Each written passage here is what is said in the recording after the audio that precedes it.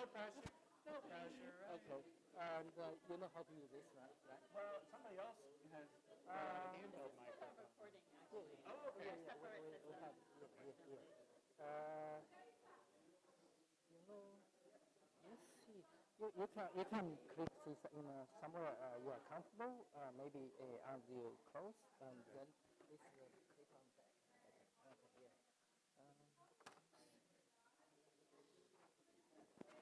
Yeah. And I'll only start recording like when you start it. So yeah, right now it's just started by accident. All right. So, all right. I don't need to worry about anything that I'm saying that might be incriminating right now. Is that what you're telling me? Okay. Well, I think the audience will try to remember every word you say. So I know. really, like, I know. very focused I know. You know, and these days, like, you know how it is. Like, you have to be very careful about everything that you say. Like, when I go home at night and I'm in my bedroom, I'm still like, I can't say anything yet. I can't even think it. I mean, you know, we work with a lot of tech companies, and, you know, my younger brother works for the United States National Security Agency. I know what people are capable of, and it doesn't bother me all that much. I think I've gotten used to it. You know, I don't know about you, how you feel about, you know, technology invading your life, but I've just kind of come to, you know, it's like, I'm open about it. I don't want to worry about it. I just can't do anything that's not good. Yeah, I'm going to grab the pizza and All right. good to have you tonight. All right. Thank you. I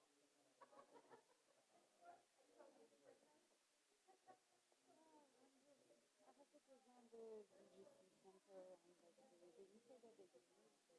It's so hard to understand because it's just a big desk and I don't think it's really Yeah. Well, you know, with my stuff, I just made it very vanilla. You know, I'll throw. There's enough personality in here that people are going to get an idea of quirks and all of that stuff. Yeah. So.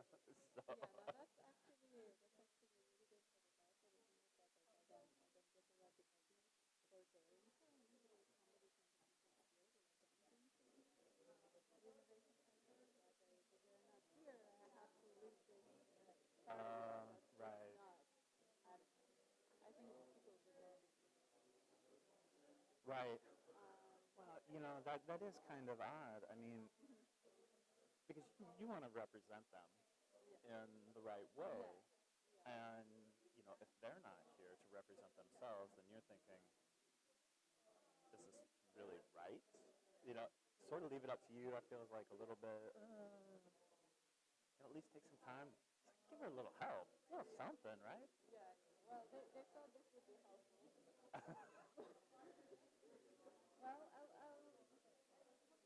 Well, it's all about education. How do you do that? I'm going to actually kind of head back here. I'm going to try to not eat any pizza.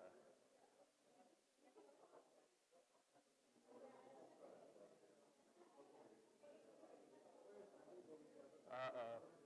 What kind of pizza did you get? Veggie? Yeah. I like this table. That's not usually healthy. I know. It's like, yeah. It's like putting a couple pieces of lettuce on bacon. You can at least put, you can lie to yourself and tell you it's. Raj, what's your background? Computer science, engineering, design. Okay. I've been an engineer like half of my life, and the other half I'm a designer. Yep. And the next half is going to be an entrepreneur. Okay. So that's my track. That's how my track is going. All right. What are some of the markets that, you know, as an entrepreneur that really would interest you? Just the market spaces. I mean, is it? Enterprise mostly. So we have our own startup idea we are working on, and it's an enterprise app, Mm-hmm. cloud-based remote team dynamic software. I don't know like your city right now. Good deal. Good.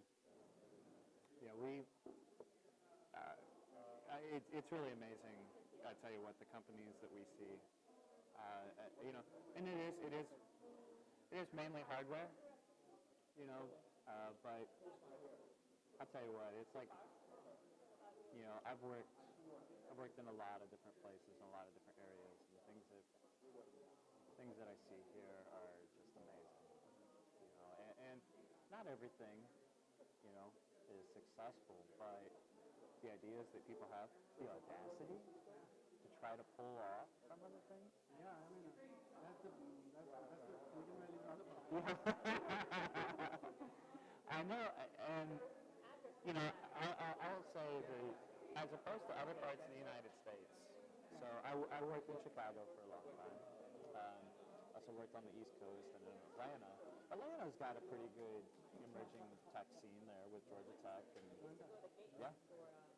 yeah. But here, you know, the thing that I love is that nobody feels like it's their job to tell you no. You know, every other place that I've worked, it feels like there's somebody at the table that says, no, we can't do that. And here, it's almost like the crazier the idea, the more people are interested. Is it the idea you get funded from these? Yes. Isn't that the case?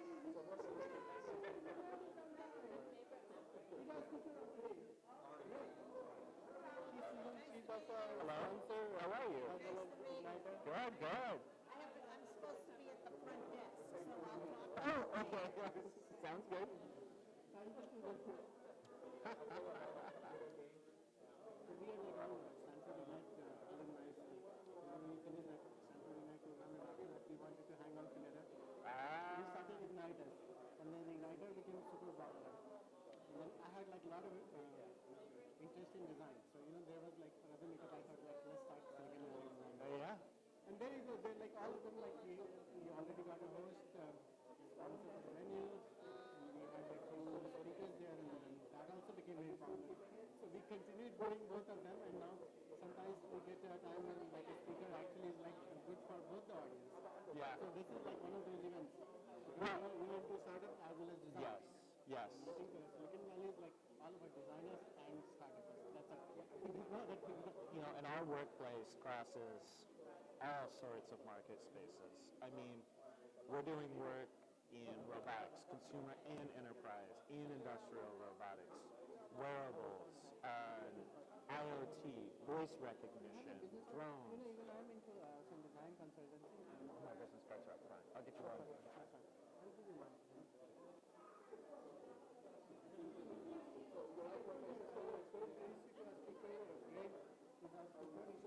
Hello, nice to meet you. How are you? She's like the manager of this whole place.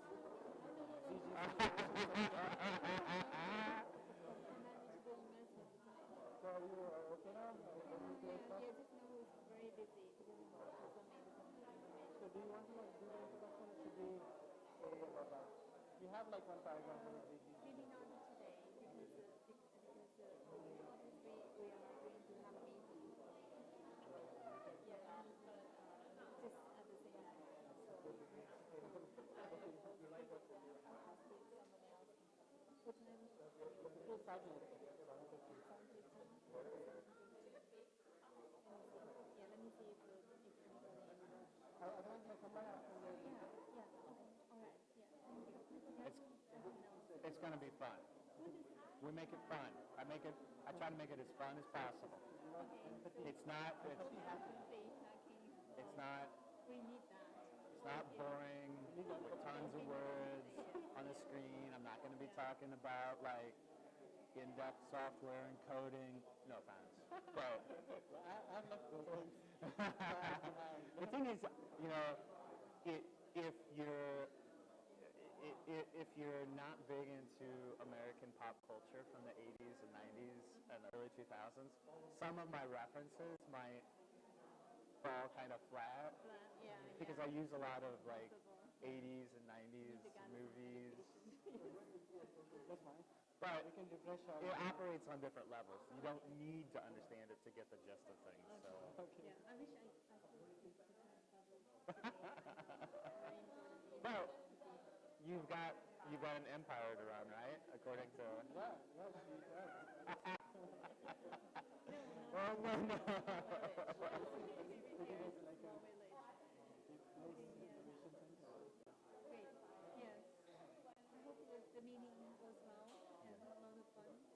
is, meet new yes, faces this is and stuff. this is a really nice place. It's the first time I've been in here. I like it a lot. Yeah, I hope you like it, and we will make it better and better. Yeah, it's a good space. Thank you for hosting. Appreciate it. Yeah. I'll see you later. Okay, see you later.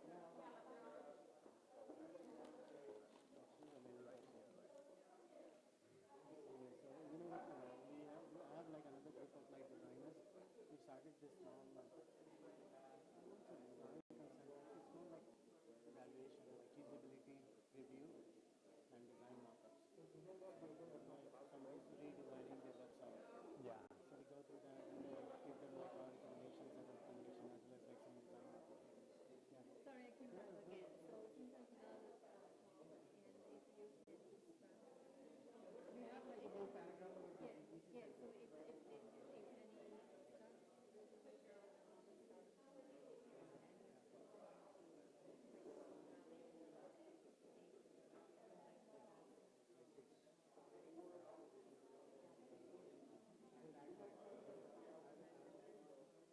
Any office space, right? Yes, yes. So give me a call. Yeah, okay, I will. You know, I just want that you reach out to me.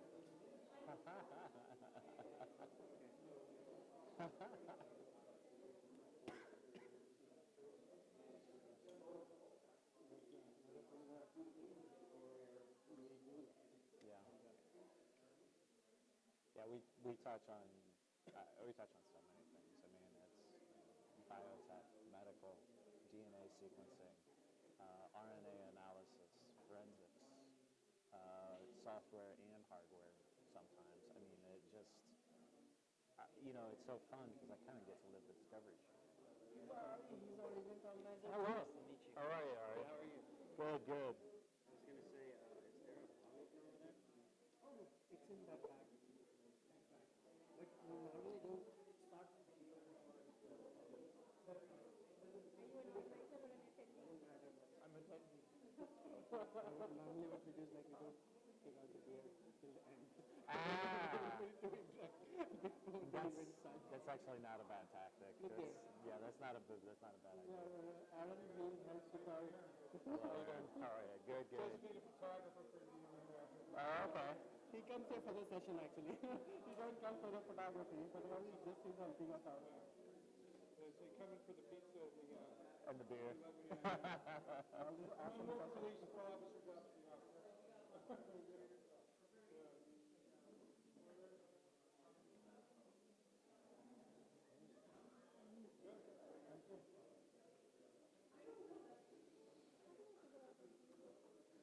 So I was talking with Olga and Cynthia. So about the purpose of this center. Sorry to disturb you, Raja, because so where there was like a couple of empty name tags. Where did it go? Because there were like a bunch of them that I see. Give me 1 second. Mm-hmm. Hello. How are you?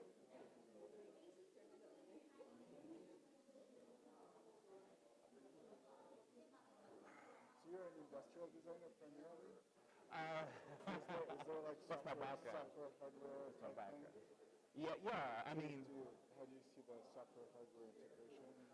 Is that something massive. you think about? I mean, people. Do you think about the service design, the end-to-end stuff? Is that what you guys do? So yeah, Whipsaw started '99. It's primarily just focused on hardware, and when you're in '99, it's in the early 2000s, it's all about hardware, and the digital experience hasn't even been taken into consideration yet. It's just a hardware, and it's isolated, and now as we get,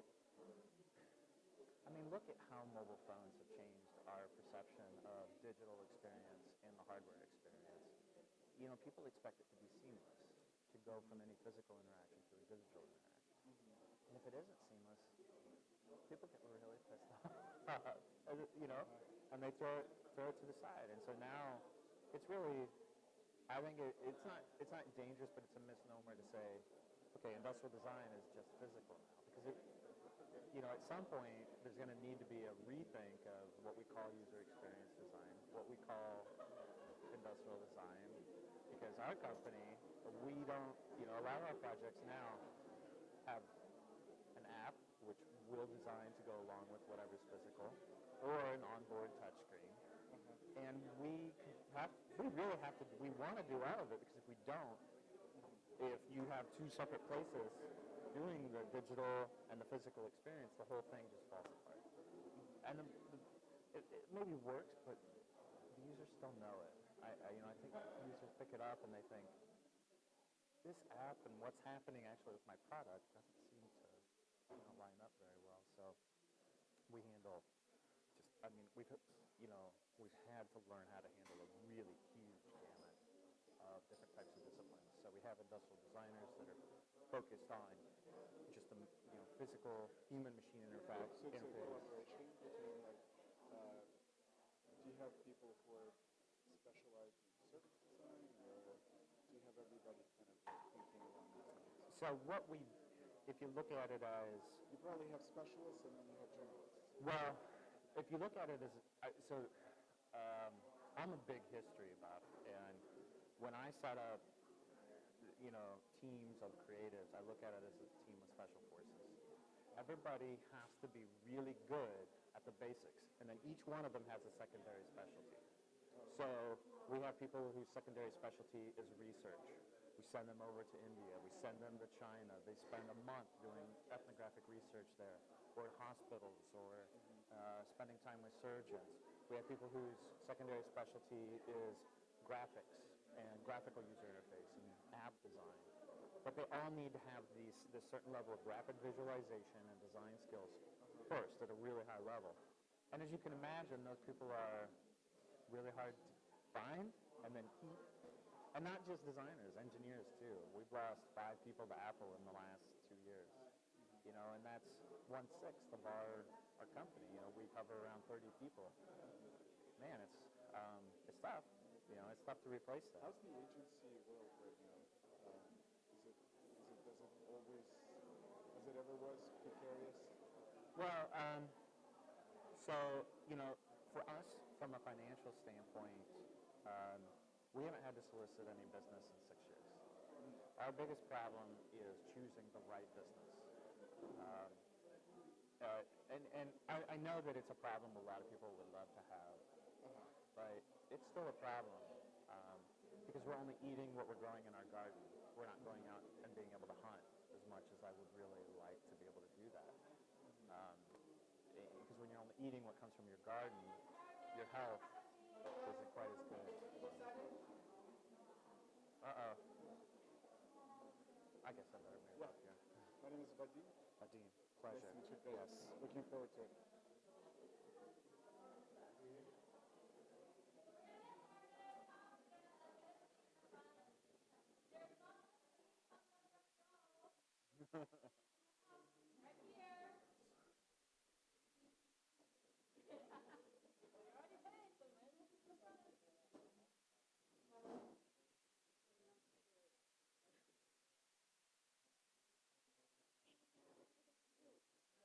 I promise no body slams tonight.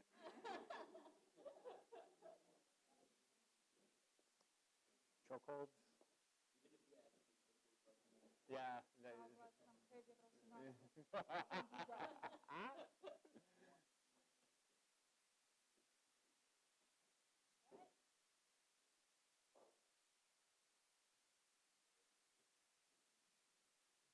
Ola.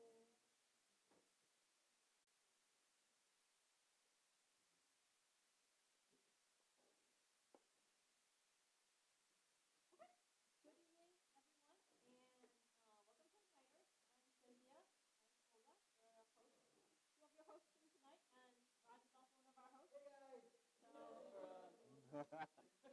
hosts. So we have a really wonderful evening planned for you guys, and really want to first of all, of course, thank Greg for coming here, talk about empathy and how to use that in your work, company, life.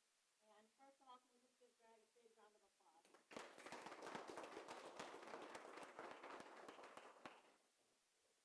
So this is the agenda for today. You already did your socializing, and we're going to have some, hopefully, I don't know what you guys are doing, maybe just eat pizza. And then we're going to have a couple activities in the beginning, which is going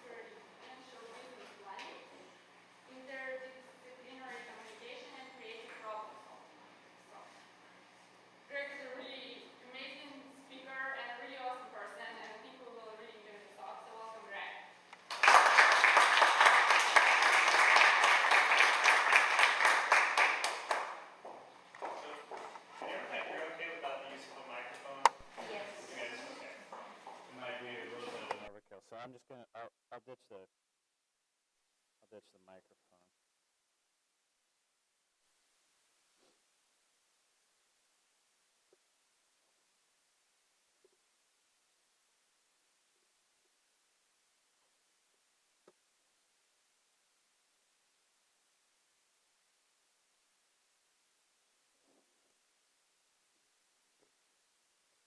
So as Olga mentioned, I'm an industrial designer by trade.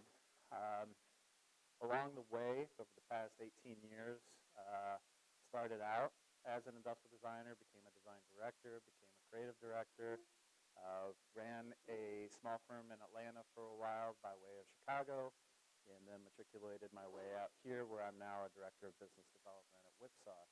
Um, Whipsaw is a 30-person design and engineering consulting firm located in downtown San Jose. We work with, I'd say approximately half of our business is what we say is Fortune 50 companies, and the other half is, quite frankly, startups. There's very little middle ground anymore.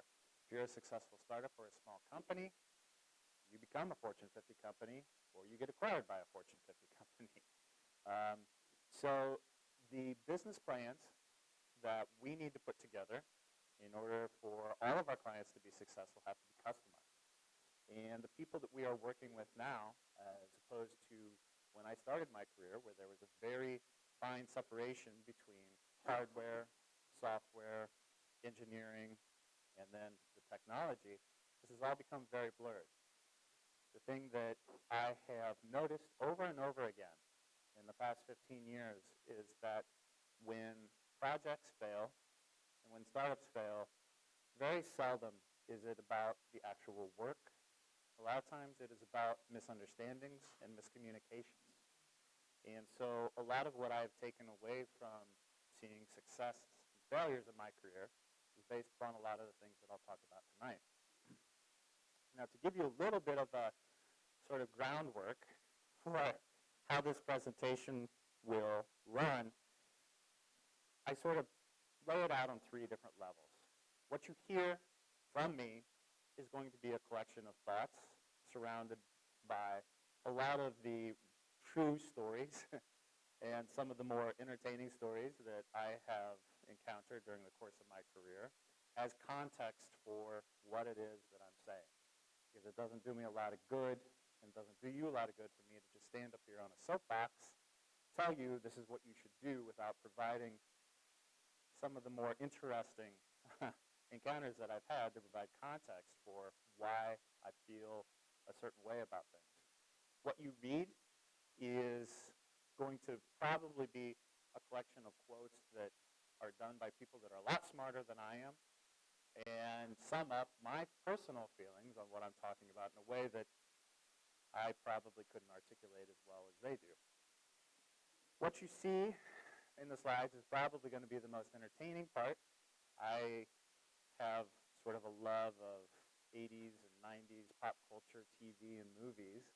And so to lighten things up, I sort of connect what I'm saying and then what you read with a bunch of images as well. And sometimes they're kind of joke grenades and they go off, and sometimes they don't. And maybe if you get them and somebody next to you doesn't, you can nudge them and say, oh yeah, that's from this movie or that's from this movie. Sort of adds to keeping you on your toes a little bit.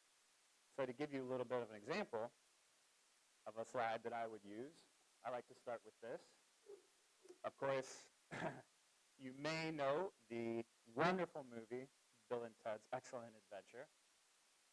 But there's also a very somber part to this where it's a very accurate quote in that Socrates, quote Socrates, knows that he is not intelligent because he knows that he knows nothing, which I think is a wonderful quote because it's very humbling yet also backhandedly egotistic at the same time. We're going to talk about empathy on two different levels here. So one that we'll spend a little bit of time on is empathy as a design skill. And that is how you, if you're starting your companies, or if you're an engineer, technologist, a developer, or a designer, how you will think about the end user. But actually, primarily what we're going to be talking about tonight is empathy as a social skill. Because empathy is a design skill, its foundation and its roots really start with empathy as a social skill. Just for some reference, this is a study that was published last year of the 10 most empathetic companies of 2016.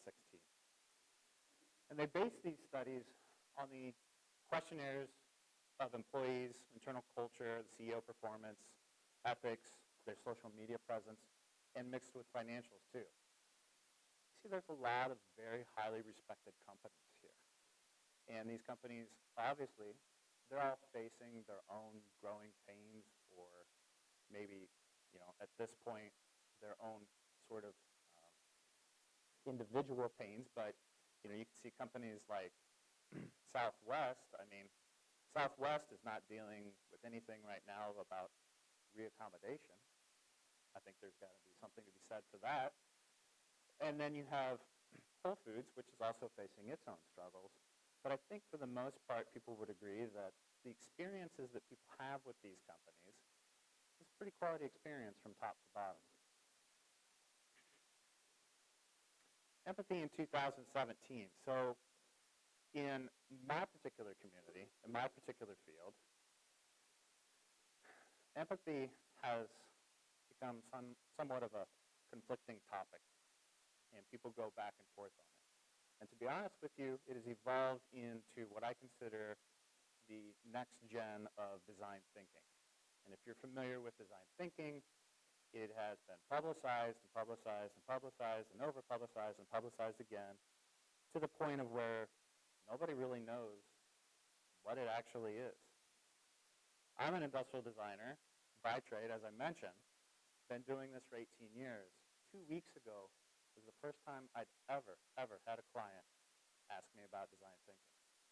What that tells me is that it's a term that's being bandied about as being important within the design community, but outside of the design community, which most of my clients are outside of that community, they have no awareness of it and no value of it.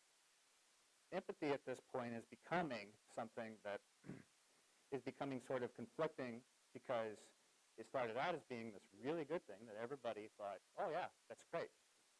The problem is that it's a very, very difficult idea to handle, and it also, honestly, has a dark side to it. I think this is very important. Empathy itself is not an emotion. Empathy, though, is the gateway to a lot of very painful, powerful emotions that we can feel. And that's why there's a little bit of a stigma with it. Empathy itself causes a problem, and you may be familiar with this, that one's a tragedy and 1,000 is a number. People take empathy, in this country at least, a little bit too far. You see it in our media and our news. One person's personal plight, baby Jessica in the well, becomes a monstrous media event. 10 people die of a cholera outbreak somewhere. Not so much. 100, maybe 1,000. It's just a number. Empathy leads to that because people say, oh, I can connect with her parents. I can connect with that person, which then leads to sympathy. However, empathy itself is not sympathy. When you work with people, or try to work with people, maybe, that do not have the same mindset and you do not agree with, you can have a successful collaboration with them without feeling sympathy for them. I'm able to successfully collaborate and work with people that maybe are their own worst enemy. They have some extra problems and baggage that they're bringing to the table. I don't have to feel sympathy for them in order to have a successful relationship. But I do have to understand where they're coming from. And I do have to understand why it is that they're acting and saying the things that they're saying in order to build and collaborate with them. Empathy is not for show. This gets back to design thinking.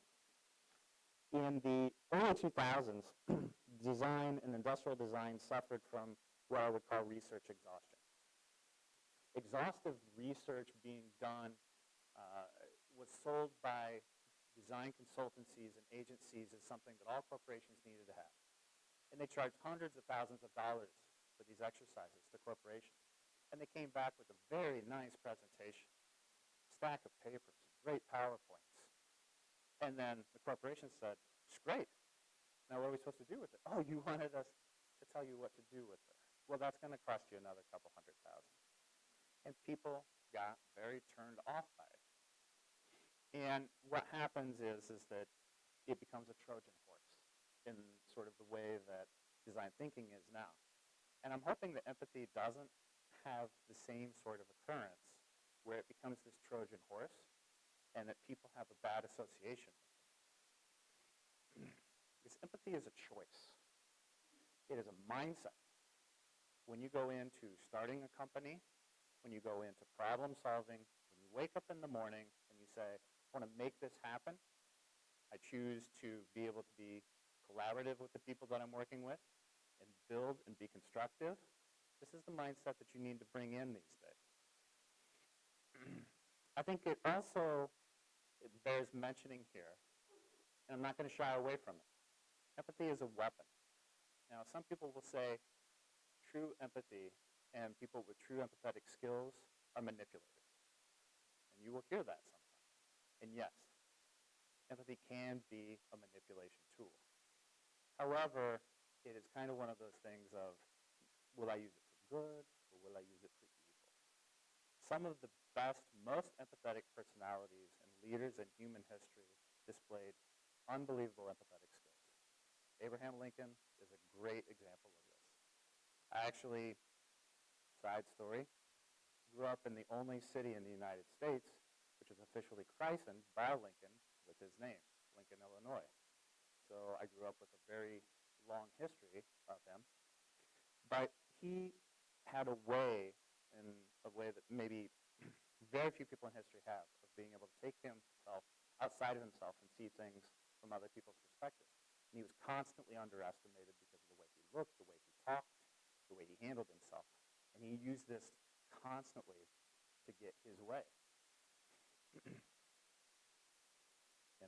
Empathy is tricky. Why? This is the reason why.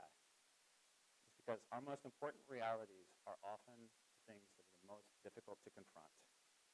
I saw a quote from earlier this week that a very well-known owner of a design firm in San Francisco was quoted as saying, empathy is bullshit. Well, to a certain extent, I agree. But it's also kind of fun just to toss off and say, things are bullshit. It's kind of one of those things, what you're saying, it's just bullshit. But calling empathy bullshit is like saying love is bullshit. Some of the emotions that are really hard for people to grasp, or they're really powerful, and they're really deep, it's very easy for people just to brush them off and say, it's bullshit. Why? So these two things. The first is pride. A lot of people don't want to confront realities that go against or maybe take them down in pride. And to achieve empathy, a lot of times you need to have a reset. We all have natural, what I call default settings. We feel or think about something in a certain way based upon our own personal histories. To achieve real empathy, you have to take down that foundation totally.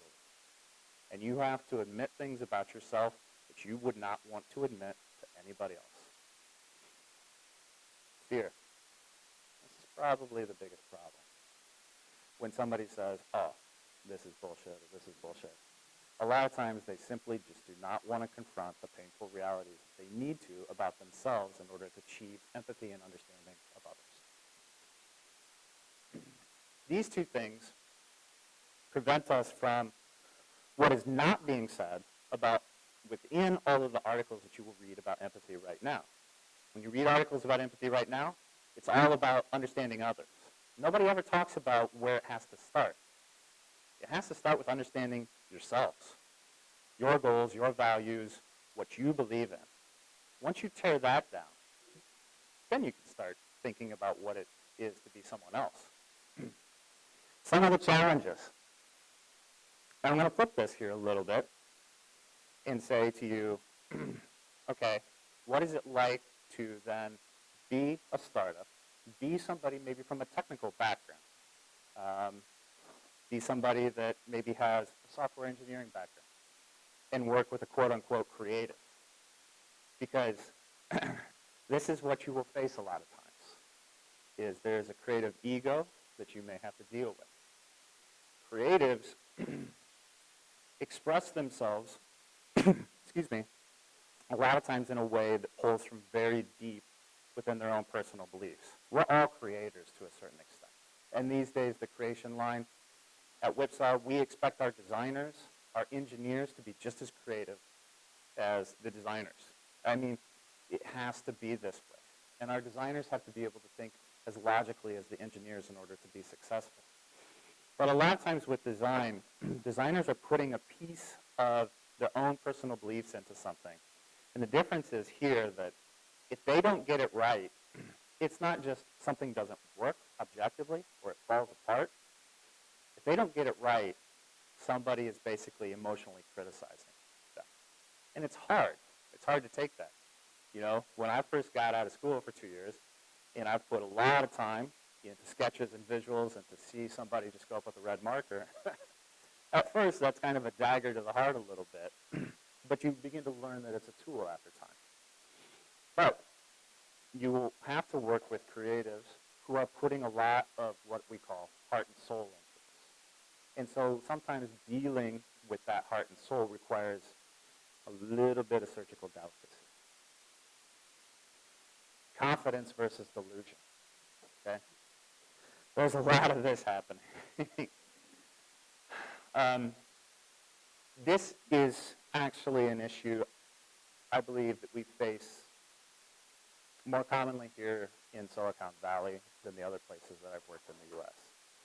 And maybe rightly so. There's a lot of extremely bright, intelligent people here, and they have every right to be confident. However, that confidence does not always translate into other areas. As startups, or if you're in the startup entrepreneurial community, you're going to end up talking to a lot of people that claim, I can help you. I can help you do this. We finance here. We can design this for you. We can engineer this for you. How do you know what is confidence versus what is delusion? Confidence, and you may have heard this before, a lot of times is subtle.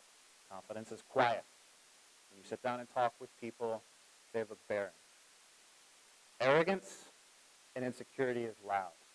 When people begin to repeat themselves over and over, when they say the same things, when they're almost trying to sell themselves, it seems like, on what they're selling you, it's insecurity, that's arrogance.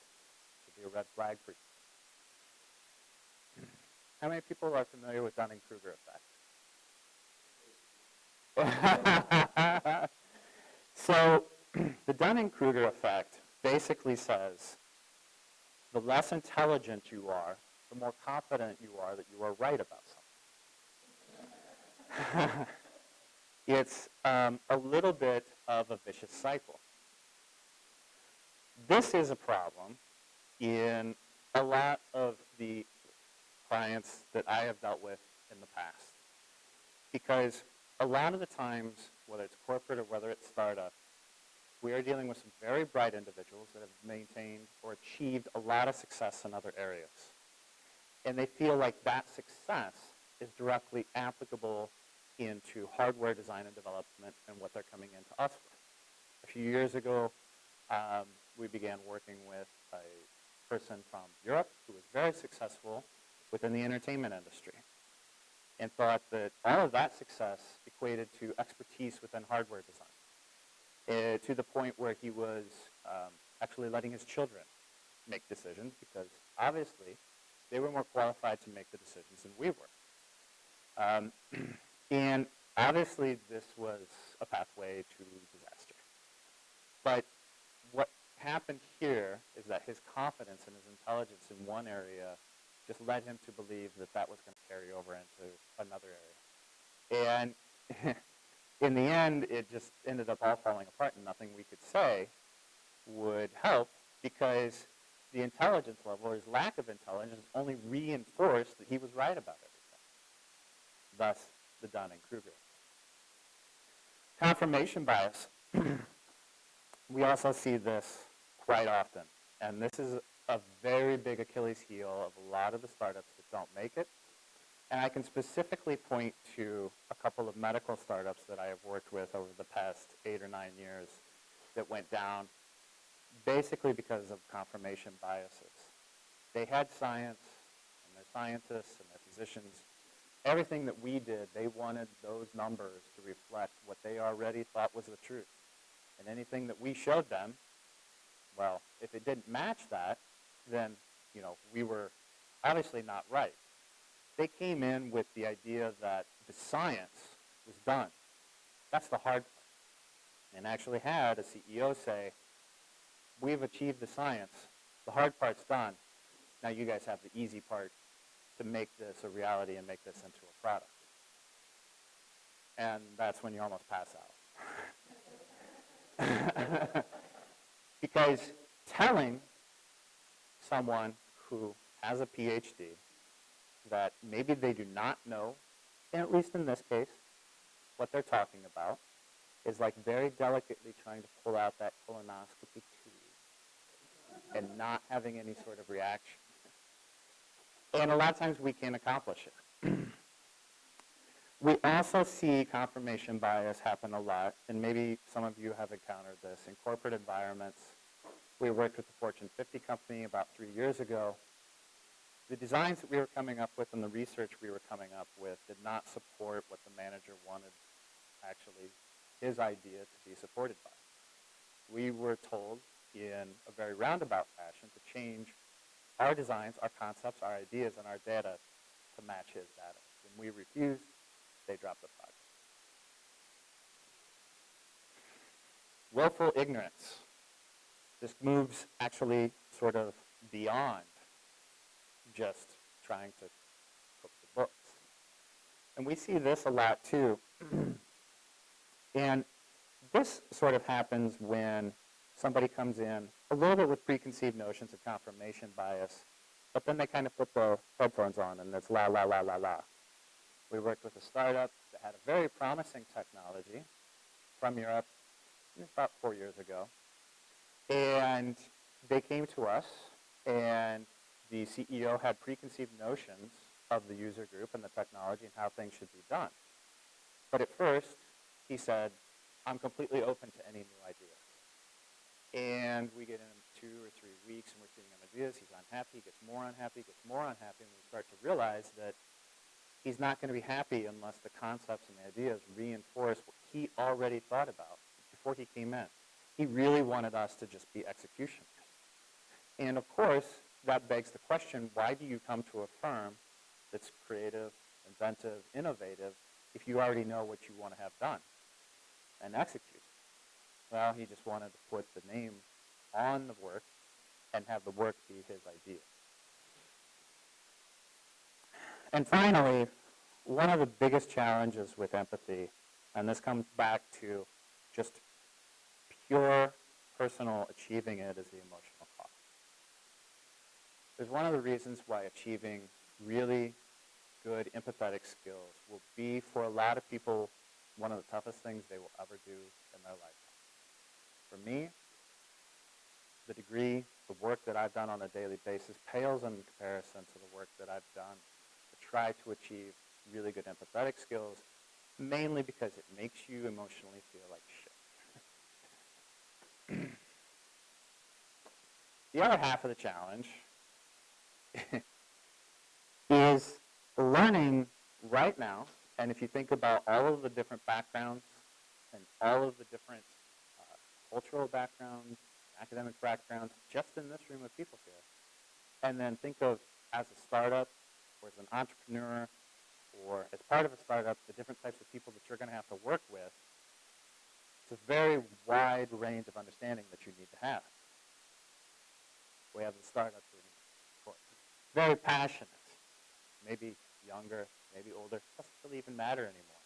But they're so wrapped up into the lifestyle, and they're so passionate about what they're doing that you don't ever want to get them off of that sort of positive train. But at the same time, sometimes you have to bring them back down to reality. Stressed out middle manager, somebody within that startup is probably being asked to wear about 20 hats. And tell them whatever, they're a COO, okay. So they're One point they're cleaning toilets, and the next time they're working on contracts. Then they're doing legal. They're sweeping the parking lot. This is what they end up looking like. And a lot of times we have to learn to deal with these individuals because they're bringing in a lot of stress as well. We have had a couple of times where clients have really gone off on us within meetings. Like, remember one particular meeting, and we weren't sure what was happening. And at the end of the meeting, I pulled the guy aside and kind of asked him, what is it that we're doing wrong here? And he got into it a little bit and vented off some steam, and then he started crying. It was kind of out of nowhere, but all right. He had a lot of personal problems, and he was taking it out on us. And I think the thing here is that within our work relationships, we can't forget that people are bringing in a lot of outside their lives with them. It's almost impossible to separate the two. And with empathy, you're able to sort of get a better understanding of why somebody acted the way they did. And the next time that we all met, it's a much more constructive and collaborative relationship. The technology experts. It's a really fun group of people. And actually, some of my favorite personalities that I've worked with. At Whipsaw, we get to see what I very respectfully and affectionately call the world's greatest science fair projects. And honestly, I wouldn't trade it for anything in the world. What I get to see on a weekly basis, absolutely amazing. And a lot of times it comes down to the technology. There's a couple of guys that have built a robot out of, two-gallon buckets from Lowe's and some spare parts from McMaster-Carr. And it works. Somehow it works. And it's absolutely amazing to me. And they say, we're ready to go. Where are you ready to go? We're ready to sell it. To whom? Two-gallon buckets? What's it got to do? It's amazing. Everybody loves it, but nobody knows exactly what to buy it for.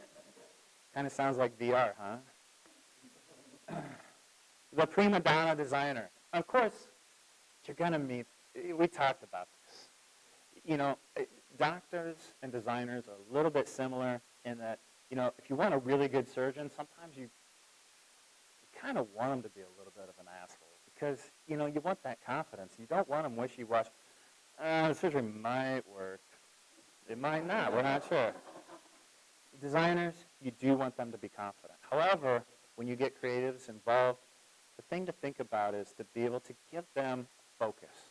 Give them a sandbox to play in. Let them come with as many ideas as they can because that's where you're going to them. You're going to them for creative thoughts. You're going to them for a wide range. Narrow it down later. Don't give them so much of room at the beginning that they just go absolutely insane because that's exactly what they'll do. You give them a ton of leash, designers are going to come back with something that'll cost you $1 million per item to produce. Give them a little bit of sandbox and then work with them. Listen to their ideas. The rock star CEO, of course. There's somebody we all have to deal with. And we deal with a variety of CEOs and types of CEOs and startup founders. And one of the things over the past, actually, 3 or 4 years that I've been really, really happy to see is we have a lot of female CEO startup founders that are coming to Whipsaw. And I'll tell you what, they're doing a very, very, very good job.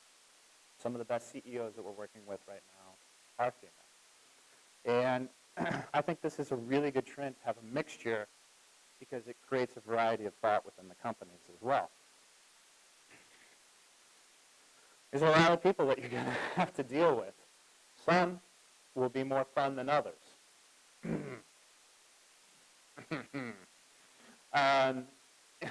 Also, but you're going to have to learn how to speak their language. This is a creative skill. This is an empathetic skill.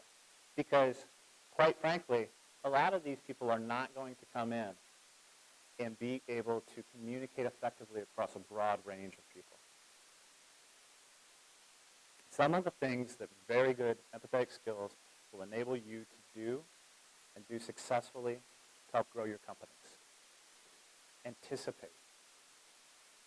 This is a very big one because a lot of times the difference between good design and great design, a good product and a great product, is anticipation, not what people are saying that they want, but the anticipation of what is not being said that they want. Empathy allows you to get a little bit ahead of the curve. We do a lot of user research.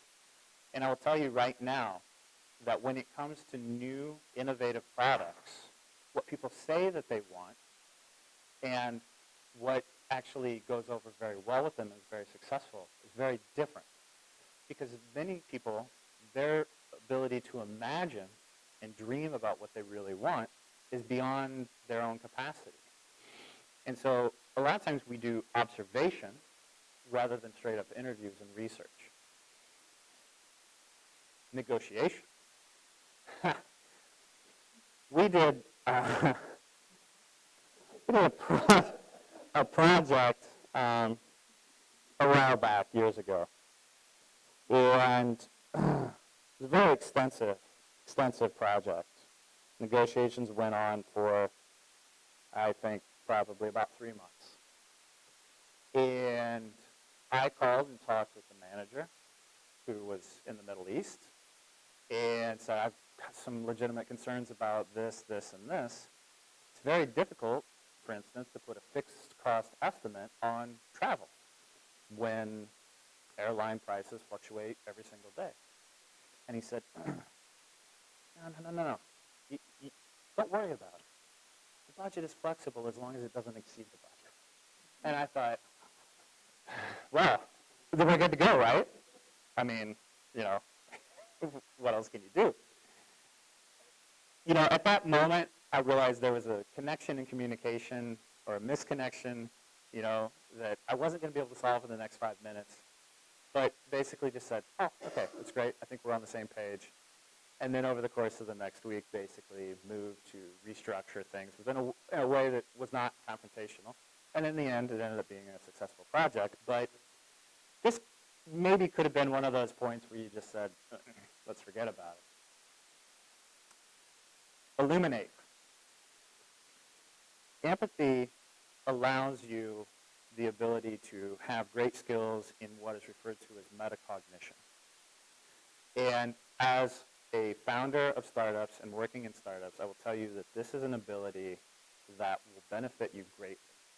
And the most successful startup entrepreneurs have great metacognitive skills. Now, what is metacognition? It is basically the ability, when you are not good at something or you're having problems with something, to be able to step back and say, I don't really know this, or I'm not great at this. I'm having problems with this. Realize it, and then take another step back and say, okay, I'm not good at it, and this is what I have to do to fix it and get better at it. Good empathetic skills and understanding of yourselves will allow you to make this judgment better. Communicate. As I mentioned earlier, I would have to say, at least over the last 10 years, if a program or an idea is not taken to a successful completion, it is not because of the work. 9 times out of 10 is because problems in communication. Now, what are some of those problems? So this is where we get to have a little bit of fun with miscommunication snafus in our interlude number 1. We're going to talk about jargon. One of the terms that gets thrown around a lot within all sorts of development of products, prototypes. This is maybe a fourth of the different types of prototypes that I could have listed. Check prototypes, breadboard prototypes, experiments with strawman, appearance, function. It goes on and on and on. And the problem here is that even within the same company, because of your different backgrounds, because of our different backgrounds within our own company, each individual has a different personal definition of what these are that's slightly different. And this can cause massive problems. Prototype quotation and understanding communication is actually one of the biggest miscommunication difficulties that I deal with on a daily basis. When I worked in Chicago about 15 years ago, I was working on a project, and the engineering team for the client said, we want to do this sort of project. The engineering manager came in and said, okay, well, we're going to need this type of prototype. And then he left, and then the engineering team said, okay, we think what that means is we're going to need this prototype, this type, and it's going to have to do this and this and this. It's a $30,000 prototype. And they just went ahead and did it because they assumed that their idea of what the prototype was and his idea was the exact same thing. They showed it to him, and he said, I just needed a $3,000 prototype. And they just blown $27,000, and they had to cut the project. And all it was just a little simple miscommunication on what they had both called, basically, an engineering prototype. Acronyms. Some really fun ones here. If you're familiar with different types of prototyping processes, you may be familiar with SLAs. It's a type of stereolithography process. You know, it's an easy bake oven kind of process. You know, you're icing the cake. We were working with a Fortune 50 company here a few years ago. The marketing team said, we need a group of SLAs to show to a client. So we had SLAs made. If you're familiar with SLAs, the way that they come out is they have a little bit of roughness to them. Generally, they're an off-white color. They're made from something like polycarbonate or ABS. These days, there's even SLAs that can be done in different materials. We brought them in. They're totally rough and unfinished. And the marketing team freaks because they get the meeting the next day. Where are our SLAs? Well, these are SLAs. Well, the last SLAs they had gotten had been totally finished and post-processed. So they looked exactly like final products. And the marketing team had hung on to that and said, that's what SLAs are. And so we very quickly in the next couple of days had to have them mocked up. And then the following week, we had to have sort of prototype 101 with the client, said this is what this means, this is what this means, this is what this means. But again, it's another form of miscommunication between different types of disciplines. What we've had to do over the past few years is add in a lot of jargon definition pages to get everybody on the same level of expectations. And this is something that I would definitely encourage you to do whenever you are working, even within your own team, and then with outside experts and outside consultants. Make sure that if you're using any jargon from your background, they know what it means. And if they're using any jargon, that you know exactly what they're referring to. Misaligned expectations is one of those miscommunication errors that causes that, 9 out of 10 failure. So why is developing empathy more important now than it ever has been before? How we are making things is changing faster than it ever has in human history. How we create things and invent things, there are ideas, experiences, products that are invented, prototype made, and the general population of the world never has any idea that it's even been done before it just goes to the landfill. The design of things, when I started, industrial design was all about hardware. Now, it has become a design of experiences. Think about this phenomenon. How many people now tape, video, document an unboxing experience of a product and put it on YouTube? There's whole YouTube channels. Somebody gets a product, this is the whole unboxing experience. We now need to think about our service, our experience, our products from, to use an overused term, cradle to grave. Because how people judge hardware or software now is not just through a single touch point. And people can talk about it and share it in many, many different ways. People get torpedoed by comments on Kickstarter or Amazon all the time because they've not paid attention to the entire experience. Paying attention to the entire experience really necessitates that you have a broader range of empathy for different people, and you include a lot of different disciplines.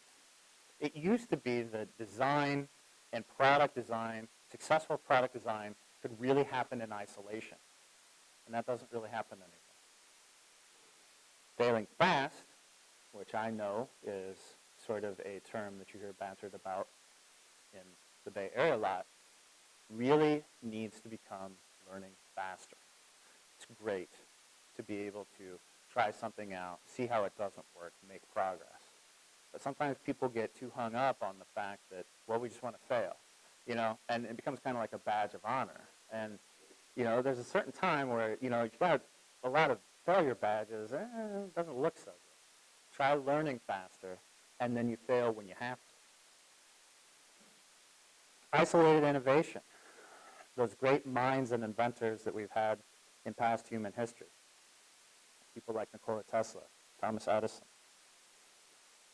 That's really now the status quo.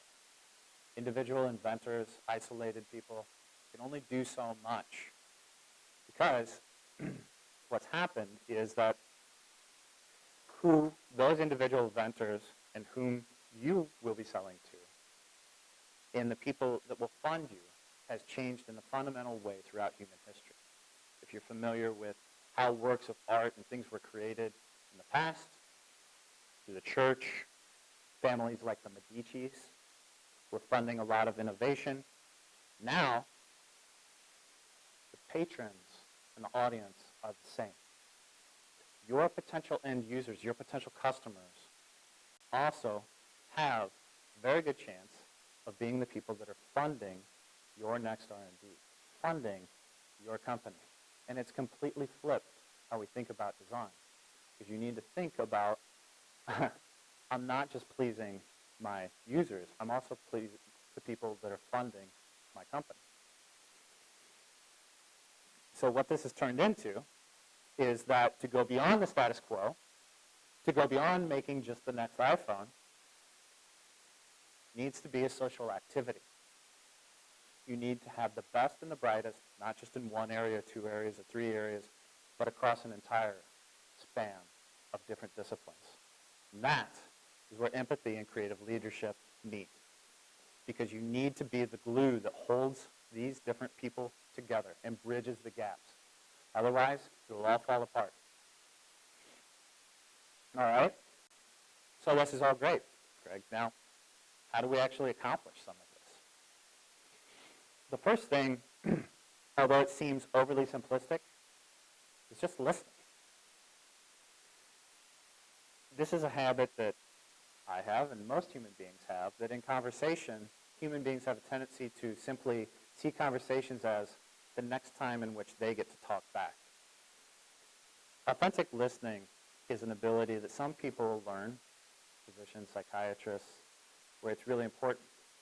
What is really important about true listening is to not hear just what is being said, but also what is not being said. When you sit at a group or a table full of people and you're discussing an idea, I think that one of the things that we find is that people underestimate how sensitive others are to what they say and don't say, and their bodies, and their body reactions. Pay attention to a lot of those things because you will pick up very important points. Teaching. Teaching is a way to really develop empathetic skills. When you have to go through the process of trying to legitimately figure out how someone else is learning and understanding what it is that your position, and you're trying to sell, you will learn a lot more about what it is that you actually believe in and your goals and your subject matter. Role-playing is an excellent way to develop empathetic skills, specifically acting classes or improv. Improv is a great way. Why? Because really good improv works upon very collaborative relationships. You cannot deconstruct what someone else has said. No just ends the improv, right? You have to keep building and building and building. And it always has to be a positive build upon what the last person has said. Character development.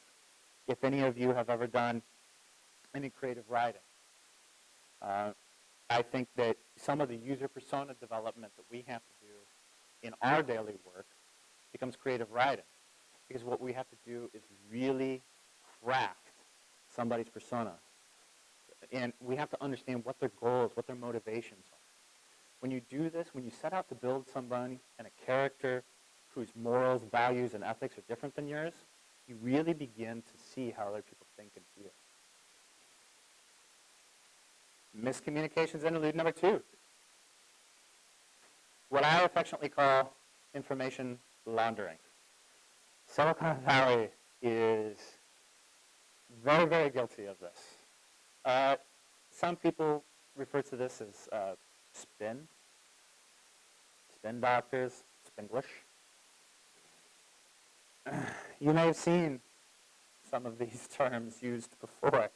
And here in recent history, of course, we've been familiarized with reaccommodation. Everything, of course, falls under alternative facts these days. Endless summer, very nice way of saying global warming. And then, of course, the involuntary upgrade, which is very popular within hardware development, is a recall.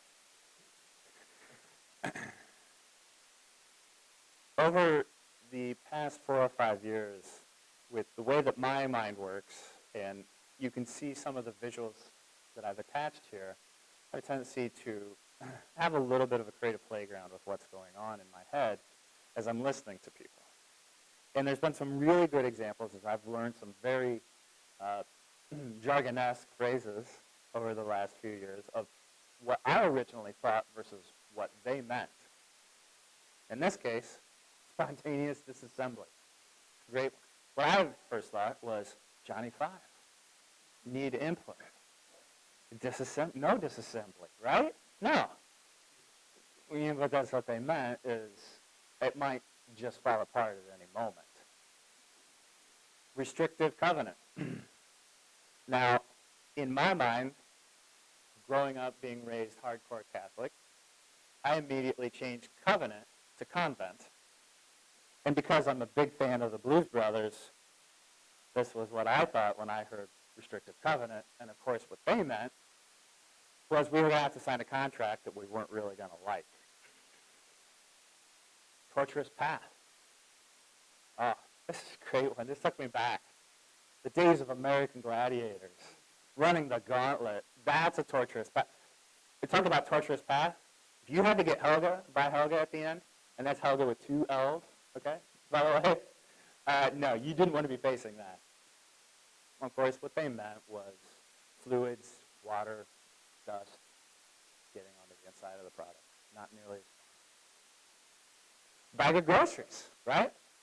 Where I go to, one of the greatest movies of all time, Raising Arizona. Who doesn't love Raising Arizona and the Huggies scene? Nicolas Cage in a pantyhose. It's fantastic. What they meant, and this was coming from a doctor, was all of the food that gets in somebody's esophagus when they start choking. This person had a bag of groceries. Thermal event.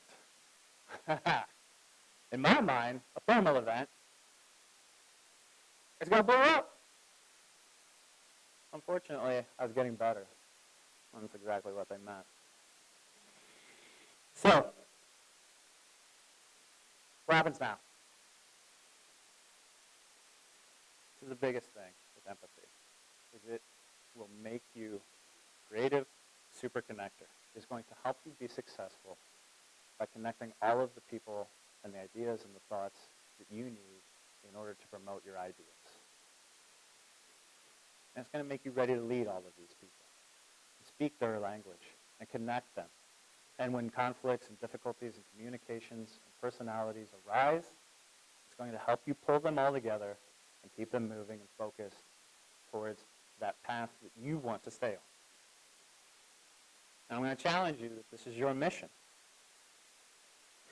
Not to dwell too much on events that are taking place within the United States right now. And there's a lot going on. But one of the biggest risks, factors, and dangers that we have right now is there is divisiveness happening within the people that has never happened before, maybe in U.S. history. And I believe it really falls to people with great creative skills and empathetic skills to be able to look past the differences that we have within the U.S. And I think it's basically within our power and our wherewithal to be able to look past the differences that we have with other people and bring the country together. Also, I challenge you to deliver wonder. I think that this is something that we have lost sight of. January 28, 1986 was a huge day in my life. And they say a lot of people have a singular memory, that they know exactly where they were at when something happened. For my parents, it was the Kennedy assassination. Some people younger than me, it's 9/11. For me, it was when the Challenger blew up. As a little kid, I was absolutely in love with the idea of space and NASA. Every single shuttle launch was broadcast live. We had this little black and white television that I would watch them on. That morning in January, I happened to be sick and home from school. I was getting ready to watch it. I had the television set up in my room. My mother and my grandmother were in the kitchen. Shuttle launched, everything looked normal. And there was a puff of smoke. Even at that age, I knew immediately what had happened. I ran into the kitchen. I told my mother and grandmother. Of course, I'm bawling. Space shuttle just blew up. They didn't believe me. A couple minutes later, they go, confirm it. And over the years, I realized that that really stuck with me, because before then, I had been imbued with this sense of wonder, of anything is possible, because we were watching people dare. We were watching people put their lives on the line for something that they just weren't even sure about. And now what are we doing? You don't see that sort of dreaming anymore. The sort of dreaming isn't coming from our government. The sort of dreaming is happening here. The sort of dreaming is happening with companies like SpaceX. Challenge you to create the unimagined. Go beyond what people are saying that they want. Go beyond that and say what's possible beyond what's even been imagined. And finally, design the unrealized dream. I challenge you to live this too. And what I mean by the unrealized dream is that, this is the point in the presentation where if it's a commencement speech, I pat people on the ass and say, stay hungry, hustle harder, dream bigger. And, that's not really who I am. But what I will say is that there is an area and there is an ability within all of us to go beyond what we think is even possible. One of the questions I get is, how did you develop these empathetic skills? And it's a good, bad thing. I've dealt with a severely debilitating mental illness for 30 years. It was something that, quite frankly, I had kind of only made half-right plans. I thought, maybe I'll live to be 30. And now I'm 40. I'm kind of playing with house money, and it's kind of fun. But the thing here is that I had certain dreams, and when I turned them around, when I learned how to use what I had faced and promote my own abilities and make it into success, what I thought was possible, my highest dreams, actually I was capable of a lot more than that. And so that's what I would challenge you to think about is, this is what I think I want to do. These are my dreams. Don't stop there. I mean, go beyond that. Be audacious with it. I'd like to thank you all for coming here tonight. Give yourself a round of applause.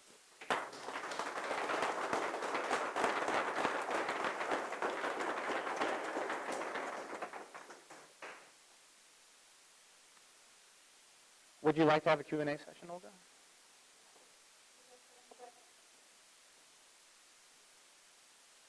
Up front? So, as defined as it's very important to be empathetic. You guys also get great presentation, great tips. How can you distribute, because it's not meet everybody's intentions. What to do in communicating those insights and ideas so that others get aligned with the same goal? Yeah. I mean, are you thinking specifically within a team of people that you would be leading? No, Or actually development, marketing. okay. Structure remains the company. We put up that list of companies that were considered to be highly empathetic. And that really comes from the top of those companies. When you're talking about larger chains. Within a smaller group of individuals, to be able to achieve empathetic skills and have the whole team really work together, it's one of those things that should be taken in baby steps, to be quite honest with you. Because if you place it out there and say, we're all going to learn empathy skills, everybody's like, no. I mean, it's like, okay, we're all going to go out and get tetanus shots. Great, we love it. Yes, tetanus shots, can't wait. It's one of those things that it's more a little by little scenario. First, be positive. Anytime you're collaborating on things, there's a lot of ground rules that people are very familiar with. Stay positive. Don't ever end the discussion. Always build upon it. And this is one of the reasons that developing empathetic skills is difficult, is that it's very personally exhausting for people. To be able to think deeply in a daily experience that we have, and then, of course, achieving things in Silicon Valley needs to happen at a breakneck pace, so you have to pull yourself out of that and think quickly. And that's very exhausting for people to do on a daily basis. A lot of times, it becomes one of those things where people dig deep, and they find themselves in a rat hole for a very long time, and they don't come back out of it to think quickly and analytically and make those sort of difficult decisions that they need to, because empathy is affecting them. So it's better, if you want to be able to promote a culture, to start out slowly. And, maybe it's just little activities, having these sort of improv sessions. Having an improv group come in and interact with them is a really good way to get people to think collaboratively, because if they're not collaborating, like I said, the whole thing just sort of falls apart. I think that the other thing is personal interaction with individuals. To be able to sit down and not talk about the people that you work with, about work. Learn everything else there is about it. Sometimes people will say to me, well, I want to be a great designer. What should I read? And I tell them, read everything that has nothing to do with design. That's the best way to learn about it. And so sometimes to build empathy within your team, it becomes one of those things where let's talk about everything except what we're working.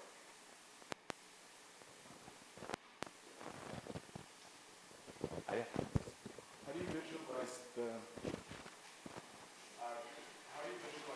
gap between your own understanding of the business objective of the customer? Because very often the corporate customer, this corporate client, is coming to you with a lot of expertise, with a lot of domain knowledge that you don't possess. Yes. Do you help them to visualize that so that the learning can happen in a more productive way? Do you project onto them what they're lacking? It's just understanding, mutual understanding is work, as we've suggested, and it's very difficult work. And it's exhausting if you're trying to do it very quickly. So what are your tools to try to bridge that gap? It's not sexy, but the very first thing is that I spend as much time talking with them as I can, and face to face as much as I can as well. There are people that will come in that simply want to send over an email and say, develop a proposal or a program strategy based off of this.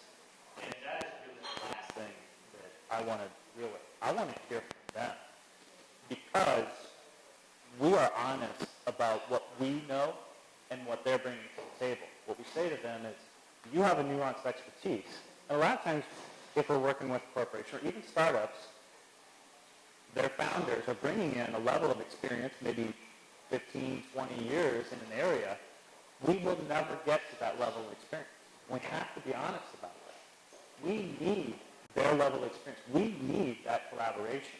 Where the success happens is the expertise that we bring from our side, specifically the fact that we're able to provide a wide range of ideas and vision that is not tunneled in a certain area and we're able to use expertise from other areas. So for instance, working with Nike, developing and designing a fuel band, we actually used some material that had been used in a baby bottle a couple of years before. Now we've never been able to do that if we just stayed in one market. That's just a quick example of it. But what we try to do is, first of all, get them to document all of the nuances that they're bringing into the table, or at least they talk about it, because very few people like sitting down and typing notes for 3 or 4 hours. They'd rather that I do it while they're talking to me. And then I mix that with our expertise to come up with a program strategy. But never, ever are we dismissive and saying our expertise is only what you need, because it's going to take both sides. And we very, very, very much prefer clients that are highly collaborative, highly passionate, and they're very serious about bringing that expertise to the table, because that's the only way it's going to be successful. Yes? I have a question because of the way and the texture picture you gave us of how empathy skills are built in leadership. I'm also curious in learning more about ways that workplaces and companies and structures are designed to be genuinely inclusive and welcoming of diversity. And I think this idea of empathy to me is one of where we embrace that, and there's kind of a trend in the valley of talking about diversity and inclusion and not actually embodying it. So, in different workplaces, you navigate different innovation ecosystems, and you realize people are missing. And it was great to hear that your company's been interacting with a lot of women in leadership. But are there people of color in the room? Are there different populations that help us design relevant things? And we're not just in this kind of bubble, Silicon Valley, magical, moonshot-driven With place. unicorns? Yeah. Of course. Yeah. So how do we create workplaces and environments that not only are filled with people with empathetic skills, but also that everyone from different backgrounds, from different socioeconomic backgrounds are actually in the room? Yes.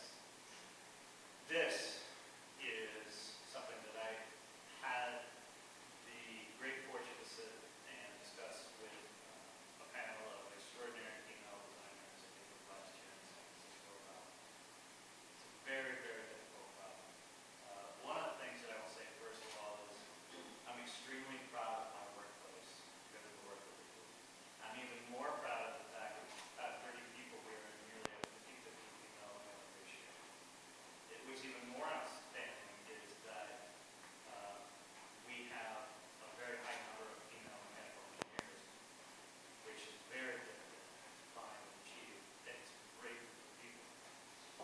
The environment that we have also includes that we have people from 10 different countries. Now, how did that happen? Okay, it wasn't like we set out and said we have to be something that is inclusive and becomes this role model for having people from all these different countries, races, and backgrounds, and male, female. It became what it is simply because we have no margin for not having the best people. And the best people, doesn't matter what their background is. We need them. We don't hide anybody in the corner. Now, one of the things that, like you mentioned, it's very nice to sit and talk about it, but to actually have it happen in companies, and again, larger corporations, it's a culture thing. It's going to take place from the top. What I have seen is that there's a disconnect between our educational system and our professional system, and what people are brought up to believe that they can do and think that they can do, and then go into. So for instance, I have education systems telling me they're graduating designers at 50 to 50 female and male ratio. However, the applications, the resumes that I'm getting in, only 1 in 8 are female. So what's happening? What is that disconnect? If you go out and you study it a lot, you see that in this particular case, females are not entering into the field with a degree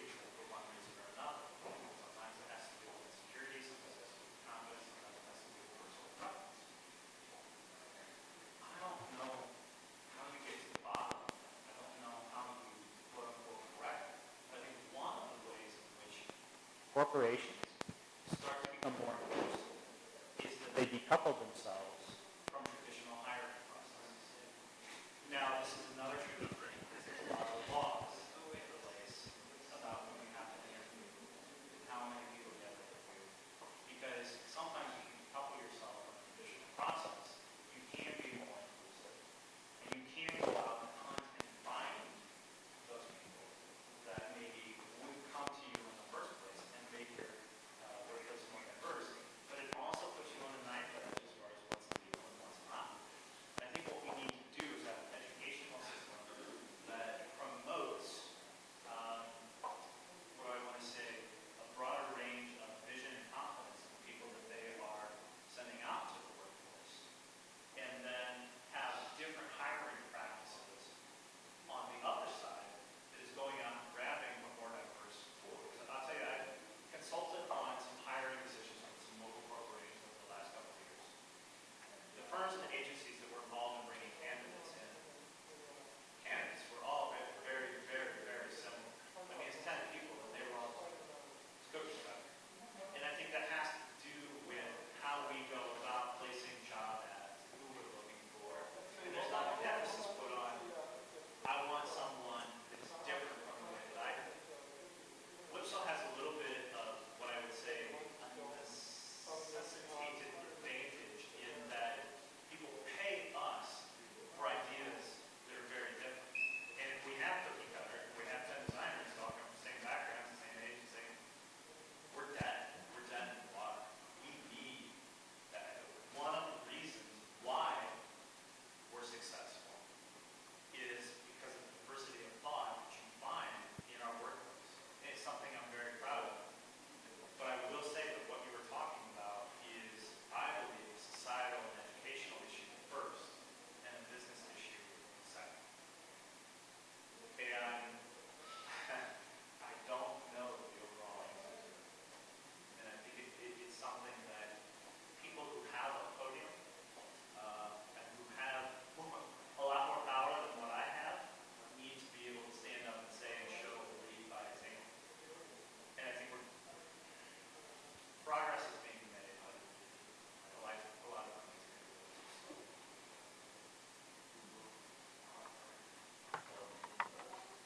So I'm new to UX design. I'm going to go to general assembly next month. So I'm still novice. But my question is, what was the biggest career challenge you had? You know, for me, the biggest career challenge was when I came to realize that designing for the masses is not the goal. I get a question from a lot of young designers who say, even though my day job, technically I'm a director of business development, that doesn't really cover what I do on a daily basis. I handle anything and everything from design to legal to manufacturing oversight. But with that, a lot of designers say, well, why don't you go to the dark side? You know, we have this association here in the United States with sales and business development that it's somehow not as important. And my take on it is, I love it because I get to work with people one-on-one, and in a way, it's much more fulfilling than sending or designing 100,000 objects that get, you know, put out in Best Buy and 4 or 5 years end up in the landfill. For me, it's much more personal and fulfilling. But when I came to the realization that it was fulfilling designing next to the previous product, then I was like, oh, crap. You know, what do I do? Because I have fine arts degree. I don't really like fine art. And for me, the most fulfilling thing is helping other people achieve their dreams, because I know it sounds trite and maybe a little mushy, and, you know, and stop it, I'm getting misty, but, you know, I just really like the feeling that I get if I'm working with someone helping develop a plan. And, you know, we've got a couple clients right now shipping first product. I mean, they come in and it's face is just like triple halos. And, you know, because of getting that by sitting and designing in isolation and just sending a vast piece of paper over to a manufacturer. So when I made that realization, and then when I switched, I don't know if that was the most difficult transition in my career, but it was the biggest obstacle that I had overcome. Yes. Can you maybe talk about what kind of conversation you might have with a client or a colleague who is developing a product or a service, and you can see that they're going down a path that might be unsuccessful because this product or service isn't based in empathy for the user. So kind of how you can convince them to kind of see the necessity of that. Yeah, and we work with our younger designers and engineers a lot on this. Mainly because the default setting for a lot of people, if there's something they disagree with, is to charge the front gate of broad daylight and tell people that they don't agree with what they're saying. And that rarely works. In fact, almost all the time, that makes people, the other person, more adamant in the position that they're taking. So the first thing we work with them on is what is the type of personality that you're dealing with. And I'm going to get into an area here again where we slightly talk about manipulation. But if you're working with somebody on the other side of the table that, let's just say, maybe their ego requires another room or another office, the tactic is always to push them in a way that makes them feel like your idea and the change is their idea. Because then they will adopt it. And a lot of times when you do that, you say, there's a slight difference between A and B. You know, and this design with B, that was a great idea, Gary. We love it. And even if it wasn't their idea, if they get credit for it, a lot of times, 9 times out of 10, they won't say anything. They won't say, that's not my idea.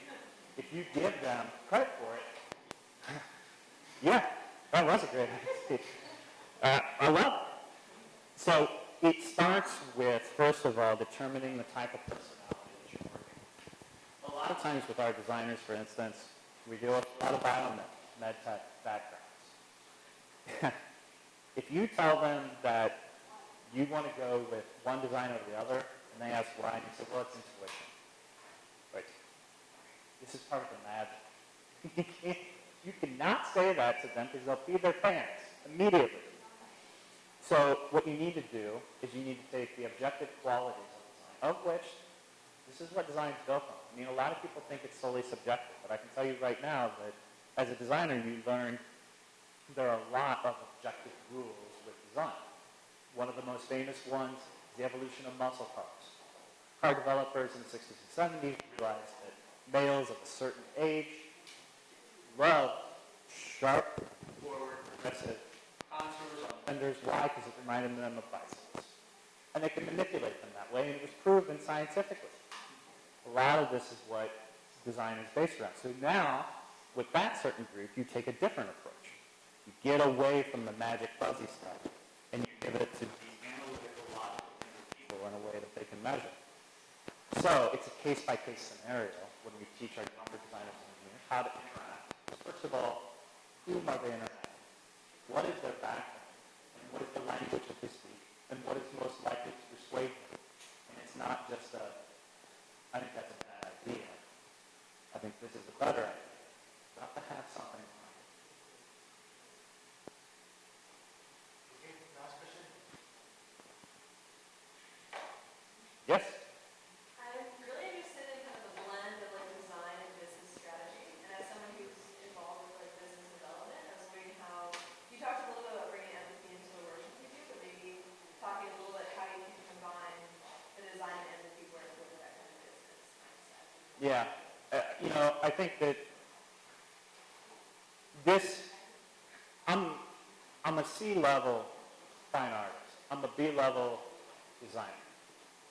I'm an A-level business strategist because I've been willing to apply creative problem solving into areas that maybe typically aren't solved by creative problem solving. For instance, I've been able to look at how we develop business strategies, proposals for our clients and move out of the template format into something that's much more customized. Because, I mean, quite frankly, that's what people expect these days. When you go and buy a mini, like customize the hell out of it online. It's got to be personal. Because you have the capability. We have a premium business. One of the things that I've tried to inject into our business is the idea that the experience of working with us carries through not just the work, but in all of our touch points, and all of the things that we recommend with our clients. So, for instance, if any of you are big wine fanatics, maybe you have some wine clubs, you know, maybe you pay a lot of money for that wine. Maybe when you go to the winery, the wine's good, but the experience is bad. You say, I can just order the wine. I don't need to be part of the wine club and pay those prices. What we are trying to do is make the experience premium, business, professional, personal from the very beginning. And that involves creative thinking, that involves being flexible with clients and not just stamping something out. It involves personal interaction. And then developing a plan that makes sense for them too. And this has changed a lot. I would love. There was a drop-down list template that I could fill out and, you know, just hammer it, bang it out, and then do a proposal and a good strategy for everybody comes with it. But we have, like I said, we have Fortune 50 companies right now that want to do a 2-year program. We have startups and entrepreneurs coming in that are aiming for a Kickstarter launch. We have solo entrepreneurs that just have a couple million sitting underneath their mattress and want to chase some sort of wild dream. They all need some different level of business planning. The other thing is I am also trying to use creative problem solving to tackle some of the more traditional business challenges that small businesses and consultancies have. Number one is cash flow. And so when you look at that, everybody has just said, well, this is something, it's the nature of the beast. It's up, down, all over the place. It's a roller coaster. This is what we signed on for. I don't buy that, and I don't think creative leaders should bracket themselves into saying, well, we're just going to do the same thing with NDAs. That's not working out so well. But, you know, for instance, for Whipsaw, what we are trying to do right now is more strategic partnerships that do not in any way compromise our clients and the choices that they have and that are not exclusive, but welcome them into a larger ecosystem globally, not just with Whipsaw, and provide them with advantages outside of what Whipsaw do, and not hide anything behind curtains.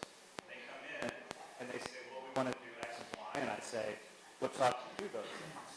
But we also want to do, you know, Z, on, and then I say, we also have these partners. Let me introduce you to this person here.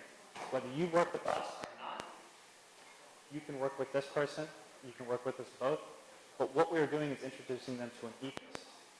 Because a lot of our startup clients don't just need what Whipsaw does, but they also need some introduction into the complex ecosystem globally that they're entering into.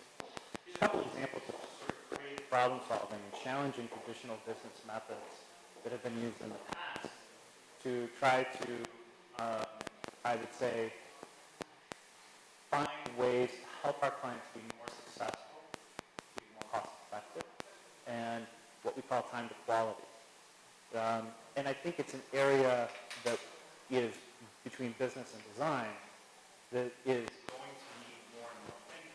I mean, I think there's a lot of creative problem solving when you look at very complex financial systems like the healthcare system in the United States.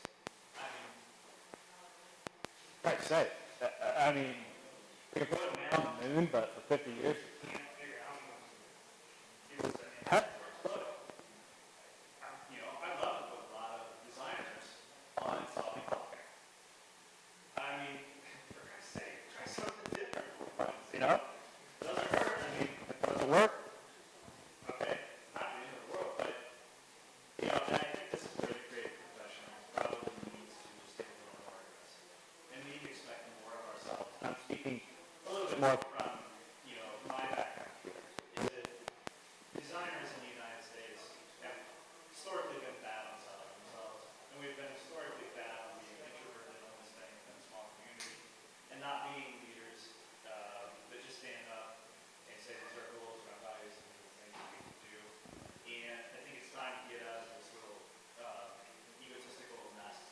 built and start becoming a more integrated part of the social fabric of the industry.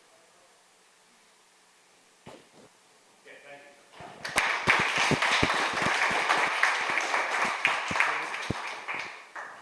So I have selected the top 4 entries. Don't go ahead. Malcolm, we have the prizes. And I'm going to ask our speaker to choose the top 2 who will get the prizes tonight.